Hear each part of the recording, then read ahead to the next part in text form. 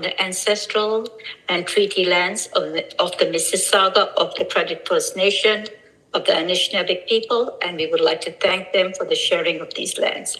A couple of housekeeping rules. Please do keep yourself muted during the presentation to avoid background noise, and feel free to share any comments or questions in the chat, and we will address them during the Q&A following the chat. Over to you, Dr. Steyn. Thank you for being here. Kum, thank you so much for your very warm welcome.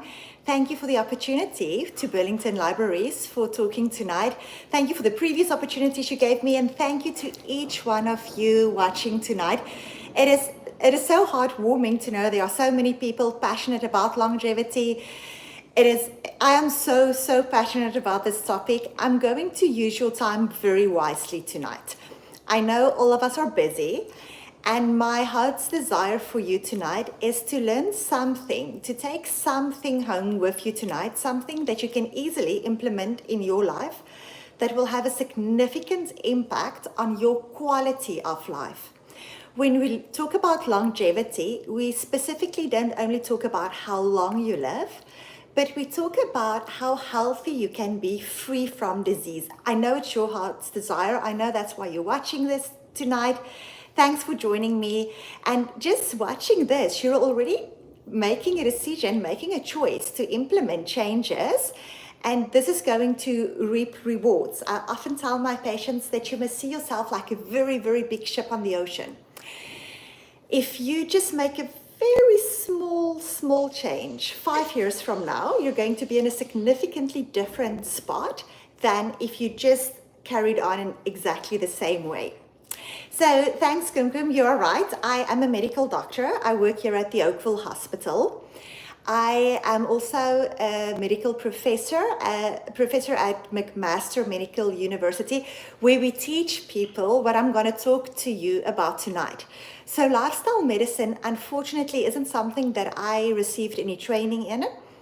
I'm undergrad in medical school or residency, and your family doctor, unfortunately, didn't receive any training in it. Your surgeon, your heart doctor, your cancer doctor, whether you have a cardiologist, oncologist, a surgeon. Unfortunately, our doctors in my generation didn't receive any training. I had to do extra training. I'm double board certified through the American Board of Lifestyle Medicine, where we specifically looked at all the research out there, research that shows that if you implement certain changes in your life, you can live healthier for longer, for stronger. And I'm going to touch on all 4 of those things with you tonight. So let's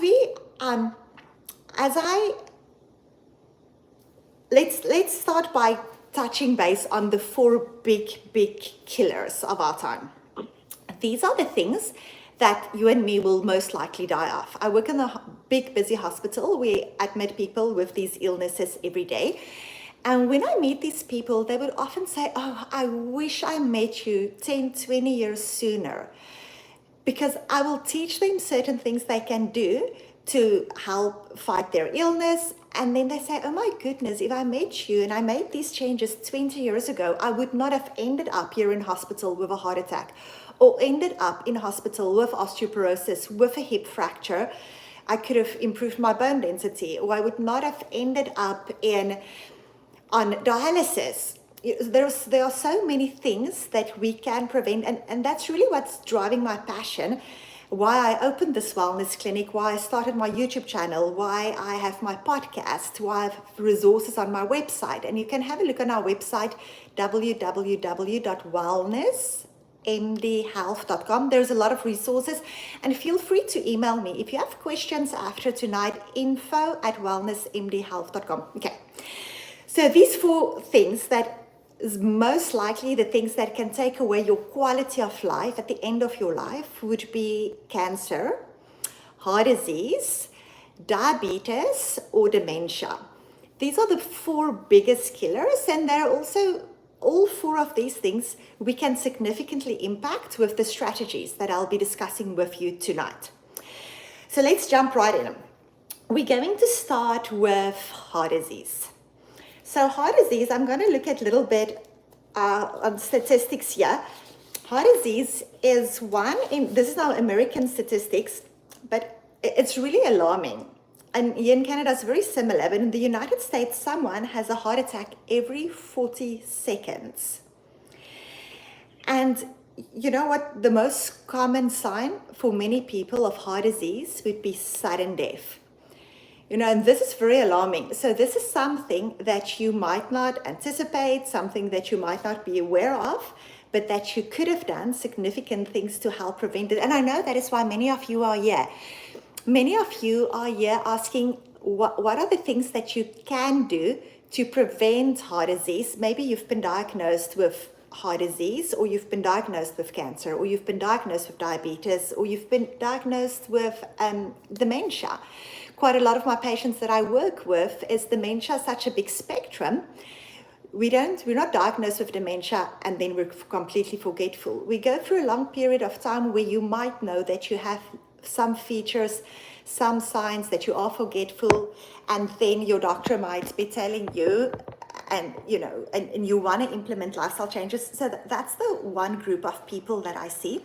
The other group of people that I often see would be people who are caring for aging parents. And if you have aging parents, you might be in your 50s and 60s, and you might see parents in their 90s and think that you have great genes, you're going to live for a long time, but you definitely want to have good health until late in your life. And it is possible. Always when I admit patients who are in their hundreds, I love it. When I admit patients to hospital who are 104 years old, and they'll tell me they've never been to hospital.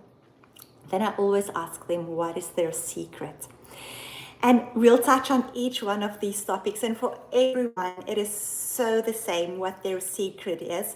We've done a lot of research on the blue zones, and a lot of you might have read up on the blue zones. Unfortunately, as we are delving deeper into research on the blue zones, we do find that there has been, say, for example, in Japan, there has been a lot of fraud where people not necessarily declared their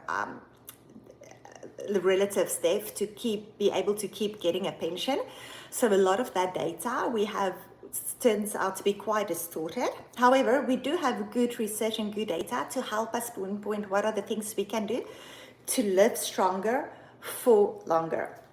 So if you have an aging parent and you see that they have a decreased quality of life, and you decide you don't want to spend the last 10 years of your life in hospital, it's totally possible.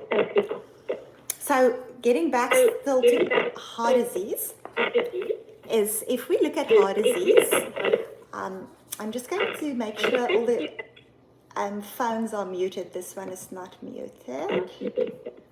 Let's see. If you're in with a cell phone number of 416-883-0367, there we go. That's better. Okay, thanks so much. So, heart disease, that's the biggest killer on our planet. Know your family history. If you have a male relative who's had early onset disease, we call it early onset disease in men below 55 and women below 45, know that you're at an increased risk of heart disease. Don't smoke. That is a big thing that you can do to decrease your risk of heart disease. Next one is to make sure that you really go beyond your average lipid profile. These tests are not covered by OHIP. You might need to pay out of pocket for it, but it's such a good investment understanding your numbers. So when we look at the different breakdown of cholesterol, we always look at your HDL. This is your healthy, your high density lipoprotein. This protects your heart. You want that higher. You can get it higher by increasing more healthy fats in your diet, avocado, walnuts, olive oil. These are the things that use up binds to all the bad cholesterol in your body and helps your body to excrete it. Next number that you want to know is your LDL, your bad cholesterol, your low density lipoprotein. You want this number as low as possible. You want to know your triglycerides, and then the next one you want to test for is your ApoB protein, lipoprotein. So your family doctor won't recommend this, but I really encourage you to make sure that you know your numbers. Next number you want to know is your HbA1c. So this number helps us to know, it's a blood test that we do that look at how many of your hemoglobin cells has been damaged by high blood sugars. If you test your blood sugar might be normal if you go for your annual blood test. But there might be times after a muffin, after a donut, after a Starbucks latte, where your blood sugar goes up and then it comes down again, but it goes up. Then every time it goes up, it does damage to your red blood cells. Your HbA1c shows us how much damage has been done to your red blood cells over the past 3 months. So that is a way better marker that you want to look at than just your blood glucose. And we don't only look at it for diabetes, we also look at it to look at your risk for heart disease. So that's specifically your glucose metabolism that we test with your HbA1c. Something else that I love to do when people see me in my wellness clinic is I sometimes recommend that they get a Dexcom monitor. And you can buy that for $100 at Costco.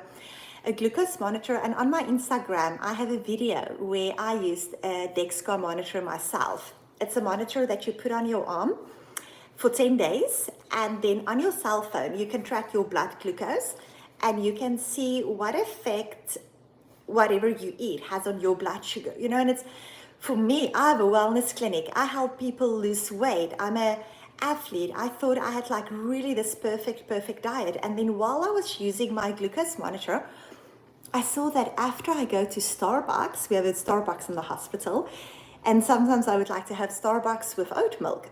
And then I noticed on my glucose monitor that my glucose will go up after I had a Starbucks. And it never dawned on me, the oat milk that I use at home is sugar-free, healthy, organic oat milk. The oat milk that they use at Starbucks, turns out, is not sugar-free. So my blood sugar actually went up when I had Starbucks. So my patients find it very helpful. Even if you're not a diabetic, if your only focus is longevity, what are the things that you can do to improve your longevity? You want to prevent cardiovascular disease, and you look at these factors that I'm talking about. If you know, really getting to know your numbers, your risk, then you can try that. Wear a monitor for 10 days and eat what you eat, and you can see how your body responds to certain meals. If you notice there's something that you love eating and your sugar, whatever it is, and your sugar goes up afterwards and it takes long to come down, then you know, it would be such a life-changing event for you if you know that having a bagel every morning causes your blood sugar to go up too high, and you stop having bagels for breakfast now and you maybe replace it with 2 eggs, 2 tomatoes and 2 mushrooms. It's going to have such a tremendous impact on your life in the long run. So that's something you might want to try. We always want to think long term. Whatever health you want to have in your 70s, you really have to think about that in your 30s, in your 40s. Things that you do in your 30s and your 40s affect your illness. Dementia that you diagnose in your 80s really developed in your 50s because of high blood pressure, high blood sugar, not being active enough. So that is quite a big thing for heart disease, is exercise. We say now in that sitting is the new smoking. I'm grateful that especially here in Canada, and especially the people that I see in my wellness clinic, typically don't smoke anymore. But people don't even realize what a sedentary lifestyle they have. So quite often when I work with people, I would tell them to get a Fitbit, and then we track. We have an app at the clinic where they're a health coach, we track. And just to create some self-awareness of how much you're moving, because quite often people will think, oh, I do so much exercise, I go to the gym all the time. But if they objectively track, then they can see they're not reaching their goal, and it's really personalized, your goal, whether it's 6,000 steps or 10,000 steps a day. But quite often we tend to be way more sedentary than we realize. So that is a big thing, is your exercise.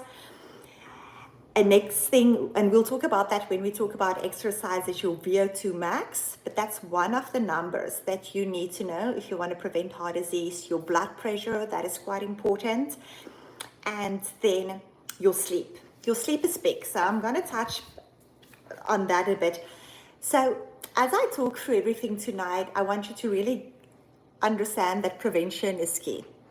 When I started the clinic, this wellness clinic here at the hospital, for patients who see me in the hospital that get admitted with whatever it might be, cancer, diabetes, and they started reading up and they realized, oh my goodness, making these lifestyle changes can really reverse their illness, and they just need some support. So in the clinic, I would see people along with a health coach always. I don't see people just on my own always, with a registered nurse, a health coach, a dietitian, someone with functional medicine training. And we were tremendously successful with every patient we see to help them reverse their illness, get off their diabetes medication, come off their insulin, come off their metformin, come off their Januvia, lose weight. We're tremendously successful with what we do. And so word of mouth spread, and people started coming to me with just a focus on longevity. And I said, oh my goodness, you're not on any medication. I'm not going to help you to reverse any illness. I can't take any money from you. And people then kept coming. People who'd be in their 60s, 70s, maybe have aging parents, maybe have goals for themselves, or just retire and think that you're maybe 70 years now, you're gonna live till you're 100 or 105. What are you going to do this last 30 years of your life? Are you going to be strong? Are you going to be able to play pickleball? Will you be able to play with your grandchildren? Can you go to Florida on the beach, sit down, and then get up on your own? What will your quality of life be in this last third of your life? And it's quite tremendous. So I then started doing a lot of research specifically on longevity, and there's so much research out there. I learned a lot when I did my certification through the American Board of Lifestyle Medicine, but then now developing specifically protocols specifically for patients, I really delved deep into the research. And the things that you can easily do to increase your quality of life can be divided into four key topics that we'll touch on tonight. The first one is nutrition. That is absolutely key. Nutrition is a big topic and it has to be personalized. Next one is exercise, sleep, and then your emotional health. So let's start with nutrition first. When I see someone in the clinic, I always do a body composition analysis. So we have this pretty cool in-body machine, and I have videos on Instagram, on the Wellness MD Instagram, where we show where you do this body composition where it shows you how much muscle mass you have and how much fat you have. And this is critical. So I started doing it specifically for people who are perimenopausal, want to lose weight. If your body composition is that you have more muscle mass than fat mass, it's very unlikely that you'll be gaining weight when you go through menopause. But unfortunately, there is a lot of women, especially, who look very skinny on the outside. If you look at that person or calculate their body mass index, their BMI, they seem to be normal or skinny or in good shape.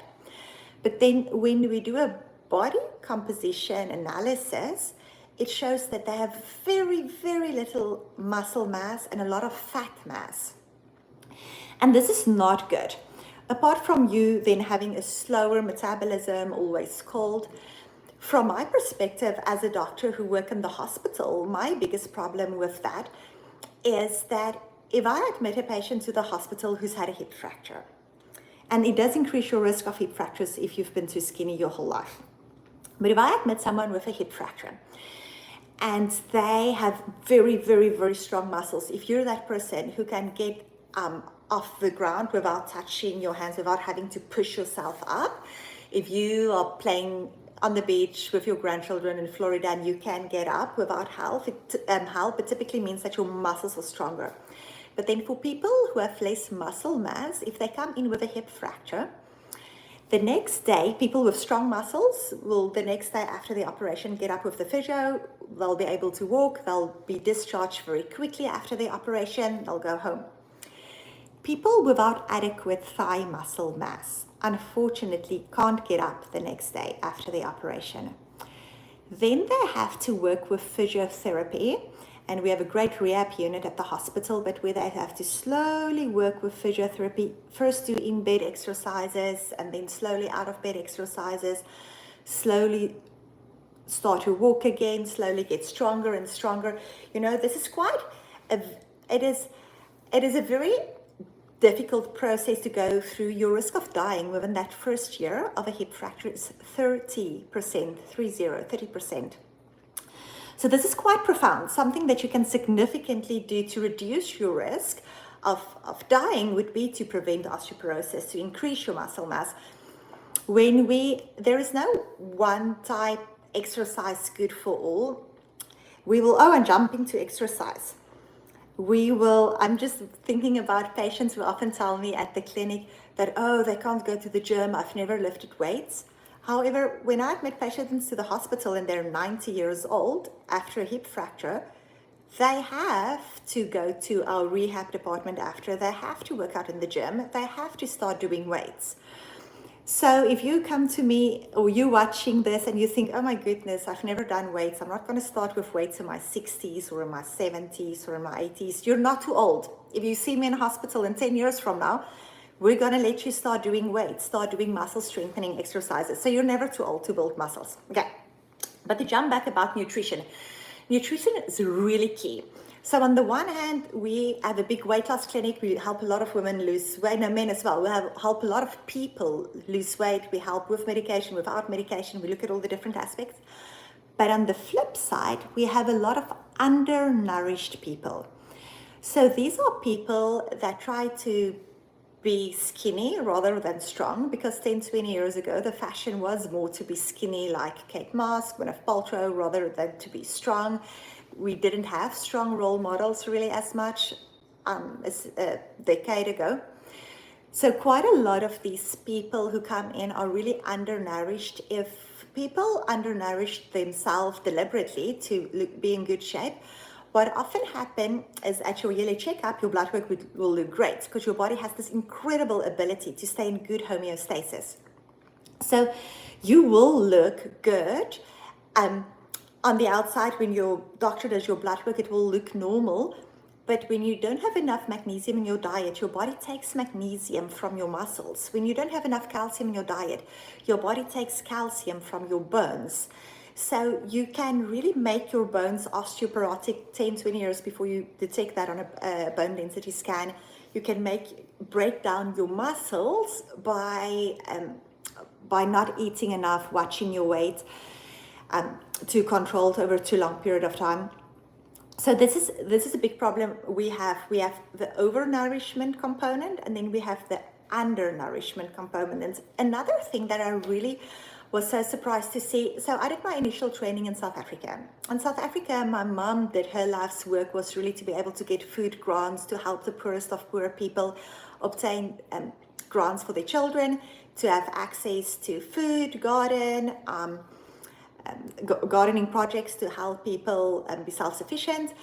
And they looked at all the research, how better nutrients, the big studies that she's done showed that children after the control group, the kids that did get the grants, that did get the extra food, would be average age and height of 2 centimeters taller than the kids who didn't get the food grants. It was so successful that they then rolled it out. This was in the 80s, so that all children in South Africa had access to that food grant, which is incredible. And part of that grant is where they said that you or your caregiver can get that grant if you attend school. So South Africa still has the highest rate of girls attending school, finishing grade 12 in the whole of Africa, which is quite astonishing. Everything for that food program. But that's what I grew up with.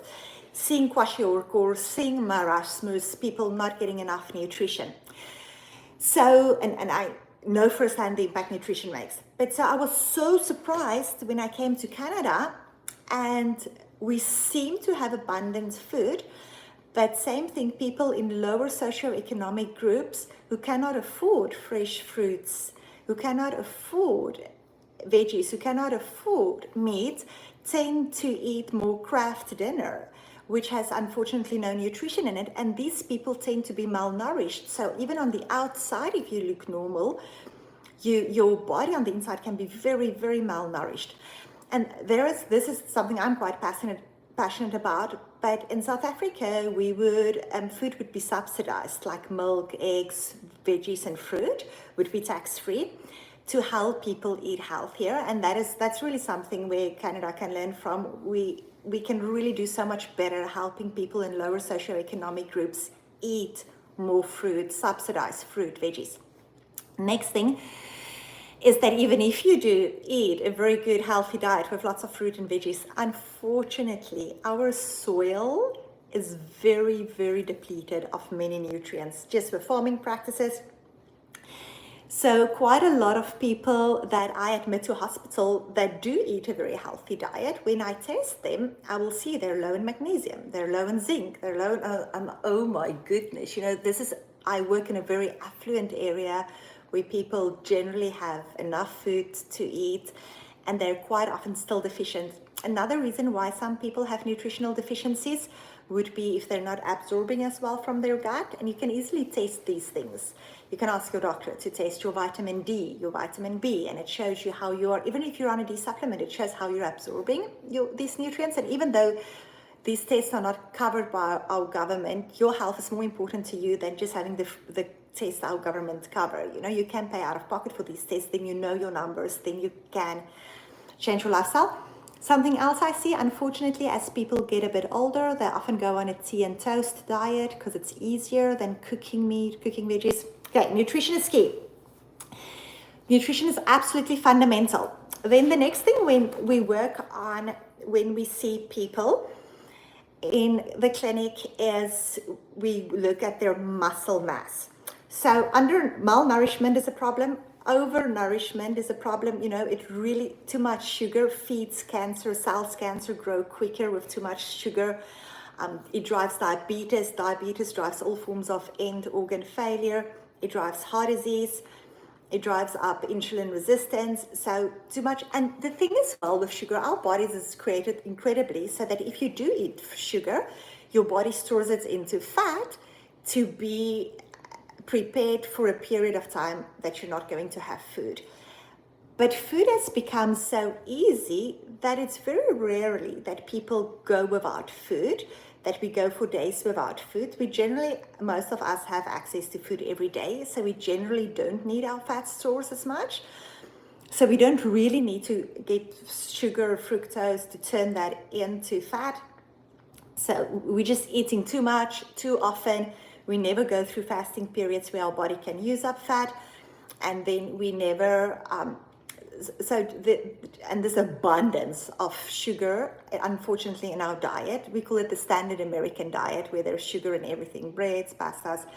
Unfortunately, it really drives obesity. Okay, so that's the first step. If you come to me, to my clinic, just with a focus on longevity, or if you want to implement this at your home, really maybe go to your local gym, ask if you can do a body composition analysis, look at your muscle mass. If you have too much fat in your body, that's the number one thing you can do to improve your longevity, to improve your insulin sensitivity, would be to lose fat. When we help people to lose fat, one of the things we do is to increase their protein intake. So key for you is to do resistance training, to work out in the gym, to work on your muscle building. But you need adequate protein, depending where you are in your life. But for people who are perimenopausal, for people who want to lose weight, I generally recommend a gram of protein for every pound. That's 2 grams of protein for every kilogram of your weight. That is quite a lot of protein. It's definitely more protein than most women take in. Most women were socialized in a way that women would typically rather have granola for breakfast rather than 2 or 3 eggs, and would rather opt for a salad and a quiche at lunchtime rather than a steak. So on the one hand, we got socialized in such a way. On the other hand, it is hard. I'm a mom, I know. I don't have time to make protein the whole time, when you have a full-time job and you have kids and you have activities. So it is often very hard to eat adequate protein. So what I recommend to people here at our clinic, to make it easy, so first of all, track your protein. Maybe, I don't know, maybe you are eating enough protein for your body, then you're good, then you leave it there. If you notice that, oh my goodness, you are not getting enough protein in, be cognizant of your protein intake. I was vegan for a year while I went through medical school, when we dissected, oh my goodness, we did, I think it was 12 weeks straight, where we, from the morning till night, dissect a human cadaver, and our anatomy lab. It was horrible. And I was like, oh, I cannot eat red meat. So I became a vegan that year. And I was actually at a higher weight then. And on hindsight, I now understand it was really because I didn't have enough protein. And sometimes when I work with vegans, you can have enough protein as a vegan. You must just be aware. It's not something that came naturally to me. I was doing endurance running, endurance races, and I didn't have adequate protein. You know, it's such a sensitive age when you in my 20s. So that's quite important. Okay. Then the next thing, a tip that I'd like to give you.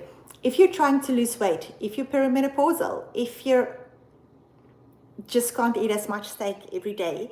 So first start by tracking your protein. You can use the app on your cell phone, whatever. And if you notice that you don't eat enough protein, next thing you can do is to start adding a protein shake to your routine.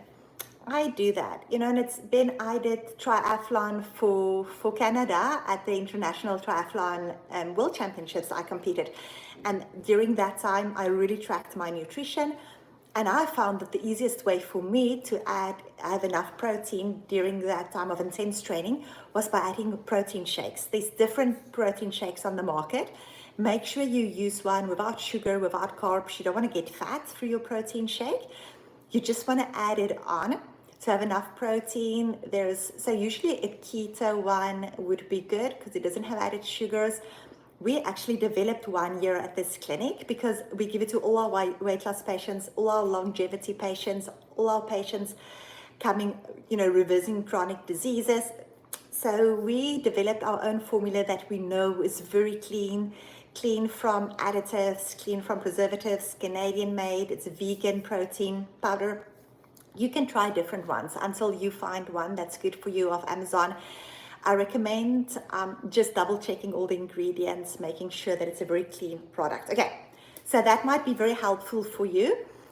That's really key. If you just take away one thing today from this talk, is make sure that your nutrition is good, that you don't have sugar in your diet, because sugar really feeds cancer cells. It causes diabetes.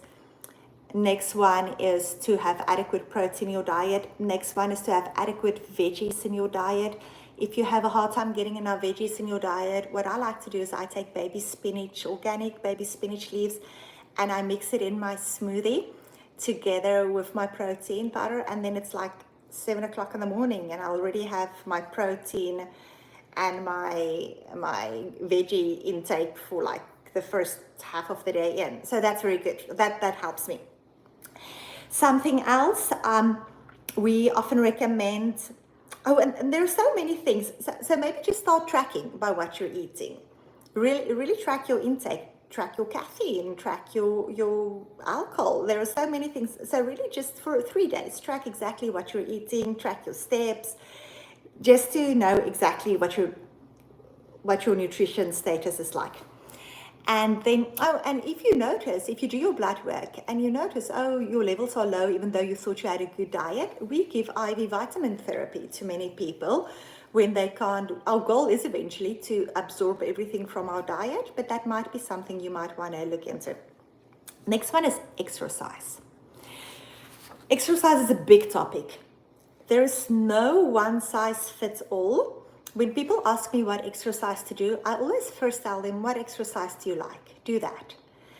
Because I know if someone likes something, they're more likely to do it. But if you want to look at the research, what are you supposed to do? You are supposed to get in adequate steps every day. So to go for walks. You don't even have to see those walks as exercise. You can just see it as movement of wellness, walking between the trees, clearing your mind. But really try to get in steps. And for every person, it would look different, but try to track how many steps are you taking and increase that. The next thing is to build muscle. It's ideal if you can try to do at least twice a week some muscle strengthening exercises. You don't have to start by going to the gym and lifting weights. You can really start by planking, by doing push-ups, by doing sit-ups, by doing squats. You can look at YouTube videos for exercises, and that's really a good place to start, is just against your own body weight to do those exercises, and just squats, pretending that you go and sit on a chair, and just before you touch the chair, stand up again, and go and sit. Just before you touch the chair, you stand up again. These are the things that's going to make a difference, to your thigh muscles, to your strength. It can make such, your hand grip, doing pull-ups. There are so many things that you can do completely for free in your local park to work on your own muscle strength. That's key. And as I said, even if you've never been to the gym, you'd much rather go and get a gym membership now, or do weights in your basement, than first doing it with me in hospital. That's key. Then the next thing about exercise is high intensity exercise. So high intensity exercise is when you run so fast that you get out of breath. That's when you play pickleball. These are the things that you do that really, really increases your cardiovascular capacity. This is going to prevent heart disease. This will help delay dementia. That's why it's important to know your VO2 max number that I spoke about earlier. This is something that you can increase on your own with cardiovascular exercise. So the majority of your cardiovascular exercise, walking, running, you want to actually do in zone 2. Zone 2 is where you're not breaking out in a sweat. You can still talk while you're doing it. You can listen to an audiobook. You can listen to my audiobook. You can listen to my podcast. These things is quite enjoyable. But then for spurts of 5 to 8 minutes, you want to run faster, walk faster, get out of breath. That really increases your cardiac capacity. Then the next one, the other thing about exercise, which is important to know, that when you exercise, your brain secretes something. This is called brain-derived neurotropic factor. I'll say that again, brain-derived neurotrophic factor. So this is something that when you secrete that will prevent dementia, cognitive decline. And it doesn't only prevent dementia, it also improves cognition, focus, alertness. They've done studies where they would let kids run before school and do focus, concentration, and consistently kids, students, older adults, people who exercise have better memory, better recall, better focus, better attention span. It's quite significant that doing exercise can have such a big impact on our memory, and then it can also delay the onset of Alzheimer's disease. This is something that I really want to touch on, is what is genetics and what can we address with lifestyle factors. So there are a lot of things that we are genetically at risk for, but then there is also something called epigenetics. These are the things that will activate our genes. So we have a lot of genetic risk for disease, but it stays dormant. And then if we do something like smoking, like drinking alcohol, like being overweight, that triggers our risk for that specific illness. So even though you were genetically predisposed for that illness, it doesn't necessarily mean you're going to have it. The fact that mom had it, dad had it, grandma had it, grandpa had it, doesn't mean that you're going to get that illness. There are many things that you can do to prevent you from getting that, or that you can drive it and get it earlier. It's so devastating to parents when their kids get admitted in the hospital, 40s and 50s, and the parents, have to look after this child with significant vascular disease, heart disease, renal failure, and they would tell me that this is wrong. They thought it would be the other way around, that their kids would be looking after them. But then, unfortunately, we now live in a much more unhealthy society where people often in their 40s and 50s tend not to have as a healthy lifestyle as their parents used to have, which is unfortunate, because on the one hand, medical science has improved to such a degree that we can live till we're 100, but then we also sometimes make poor lifestyle choices where we sit and watch TV all day, and we don't move enough, we eat processed foods, we eat way too much food, which unfortunately then increases our risk for all these diseases, our 4 big killers. So next thing, the other thing with exercise, before I stop with exercise, the amazing thing about exercise is that even a little bit of exercise can go a long way. So even if you're listening to this and you're a couch potato, you don't do any exercise. I had someone in the clinic today who tells me, no, she doesn't walk when it's cold out. She doesn't walk when it's dark out. Like, come on, when are you gonna walk then? So even if you used to be very sedentary and not walk, it is just starting to walk 90 minutes a week can decrease your all-cause mortality with 14%. So this is profound. I should say this again. There's no drug that we have on the market, cancer medication, heart disease drug, cholesterol medication, diabetes medication, that can say that it can decrease your risk of dying, all-cause mortality. So decrease your risk of dying with diabetes or with heart disease or with cancer or from dementia if you exercise 90 minutes every week, 90 minutes. That's quite profound. And even if it doesn't come naturally, you can set your alarm every day to go for a half an hour walk, gently increase your exercise. So that's quite big. Then the next thing, so we talked about nutrition, we talked about exercise. The next thing that you can do to live longer, for stronger, is to improve your sleep. So this is key. This is something that I didn't really know when I did my medical training, especially in med school. As medical students, you would study all night. Then I worked at a pathologist lab. I grew up with parents who honestly believed that it's laziness to sleep too much, who really valued just work ethic, who really slept very little.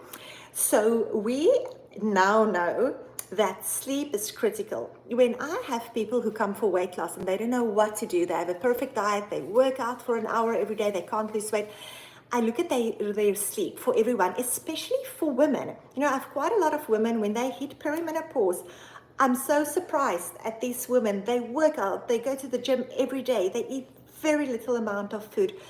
But then being driven, being in a very stressful work situation, managing kids, managing aging parents, quite often their cortisol levels would be so high that it's like no wonder it's impossible for them to lose weight. So the first thing we look at relaxation, deep relaxation strategies, but I work on sleep. Sleep is quite critical. You need more sleep than we used to think. People who sleep, I have the stats here. There's a study that showed that people sleeping less than 7 hours a night can increase your risk by dying prematurely by 12%. This is quite significant. So we want to try to sleep 7.5 to 8.5 hours of night. It will improve your physical performance, cognitive performance. The research is incredible. It helps with metabolic dysfunction, type 2 diabetes, heart disease, obesity. But I've seen that firsthand in my clinic time and time and again. When people are overweight, when they've tried everything, they can't lose weight, we look at their sleep. And as we optimize their sleep, then the weight just falls off. Okay, so there are things that you can do to sleep better. I do cognitive behavioral therapy for sleep. I did extra training in this because I tell everyone to sleep more, for athletes to perform better, to sleep. I have a lot of patients who are doctors, and we tend to do night shifts. I have nursing patients, they do night shifts, so I tell everyone to sleep more. Simple things you can start doing today to sleep better, to have a better quality of life, sleep, because it's not just the hours, it is the quality of your sleep. And I have a blog on my website on sleep. You can have a look there, www.wellnessmdhealth.com. There's a whole blog on sleep where you can look. And I have a podcast on sleep. I have a YouTube video on sleep. But things that you can start doing right away to improve your sleep, try to be in bed from 10 p.m. to 2 a.m. Research shows that no matter what time zone you are, that's the time when you'll get most optimal quality sleep. Try to avoid screen time for the 2 hours before when you wake up in the night. do not look at your cell phone. Don't look at your screen. Don't have your cell phone in your room. Don't have lights in your room. So really avoid screens 2 hours before bed. Read a book, journal, talk to your family. And then when you wake up in the middle of the night, have a quiet corner where you can go and sit on a couch with a dim lit with a book. Okay, that's the one thing. Next thing is make sure that you only have caffeine in the morning. Caffeine has a very long half-life. So often people will tell me, oh, they can drink coffee and fall asleep, no problem.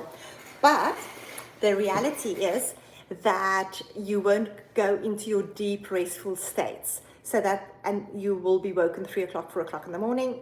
You can look at your nutrition. Sometimes people have hypoglycemic episodes 3 or 4 in the morning. That might wake you up. Alcohol, unfortunately, impairs the quality of your sleep. Even if through your 20s and your 30s, you used to go to bed very well after alcohol, you might fall asleep easier, but you won't get good quality of sleep and you'll wake during the night. That's the thing about sleep. So make sure you do things to improve your sleep quality. Make sure you go to bed every night the same time, get up every morning the same time. Go outside first thing in the morning. Expose yourself to natural light after dinner. Go for a walk. The more you're outside, it's better for your biological clock. That's key. As you get older, your body secretes less of all your hormones. Melatonin is the natural sleep hormone that you secrete less. So you might, there's fancy testing I offer in our clinic to test for melatonin. If you don't have access for that, that is something that you might try to help you sleep. Then the last thing that I would like all of you to think about is your mental health, your psychological well-being. So I do cognitive behavioral therapy where I help people work through childhood traumas. There are so many things that would be driven, obesity, heart disease, so many things that would be driven by unresolved trauma. So this is something that you can really, really, really do to improve your quality of life, to restore relationships, would be to cultivate some self-awareness, to start journaling every day, to think, how was my day? What was good? What was bad? What is just to become aware of your emotions, your mood. If you know you have trauma, I really recommend you see a therapist about that. And even if you don't have coverage for that, there's this app you can use, BetterHelp, where you can be matched with an online psychotherapist throughout North America. You know, it's a good investment to invest in your mental health, to develop some self-awareness, to know what is happening in your mind, what emotions you have. There's like all this research that shows that this has a very, very, very big key factor of your quality of life is your emotional health. So really have it addressed, invest in that, make sure you see someone. There's a very good book I often recommend to people. It's by Kristen Neff called Self-Compassion. So Kristen with a K, Neff, N-E-F-F. I know it's available at the library. You can also get it on Amazon, on Audible. It talks about self-compassion because quite often, you know, a lot of people will tell me they've had maybe very critical parents, this and that. But then quite often, you know, you maybe had a critical mom the first 20 years of your life, but then for the next 60 years, you are that critical voice inside your mind, criticizing yourself, being hard on yourself. So that might be your biggest game changer, to develop some self-awareness, some self-compassion, and to regulate your mood, regulate your emotion, you know, the stress tolerance, just everything mindfulness related. It's very profound. I've seen the incredible difference this makes in people's lives with all of these diseases we touched on. I recommend you really invest in your health. And that, I'll wrap up my talk with that. I hope you learned something today. Mostly, I hope you learned that your emotional health is just as vital as the other things, how important nutrition is, how important adequate protein intake with your nutrition is, how important adequate exercise is, and just knowing you can do these things, to significantly improve your quality of life, we call it your health span, not how long you live, but how long you live disease-free. So I really hope you learned something. If you have questions that tonight when you go to bed you think, oh, you should have asked this question, feel free to email us at info@wellnessmdhealth.com. I would love to connect you with or tell you about resources in your community. And thank you so much for your time. I really appreciate it, and I'll open the floor to questions now.